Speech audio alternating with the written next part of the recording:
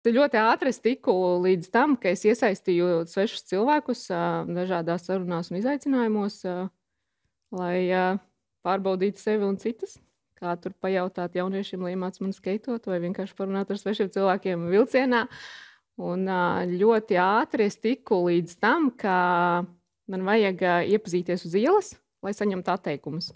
Jo saņemot atteikumus, tikai tad cilvēks pierod nebaidīties jautāt jebko un tikt tur, kur viņš grib. Pastāst lūdzu vairāk par to. Nu, tu konkrēti vispār par cilvēkiem vai konkrēti par vīriešiem? Par atteikumiem? Jā, un tas, ka tu uzrunāji uz ielas. Uzrunāju uz ielas, tas bija tāds mērķis vienkārši uzrunāt un pārbaudīt sevi un sākt sarunu un paskatīties, kā cilvēki reaģē, bet par atteikumiem uz iepazīšanos man vienkārši draudzene tādu ideju pameta kaut kur interneta dzīvē, bija izrakusi, ka tas ir tāds labs izaicinājums, 10 atteikumus saņemt uz ielas, iepazīstoties ar vīriešiem, un patiesībā to esot ļoti grūti panākt. Un man šis likās ļoti interesanti, un kāpēc gan nepamēģināt, un es tiku līdz 3 atteikumiem.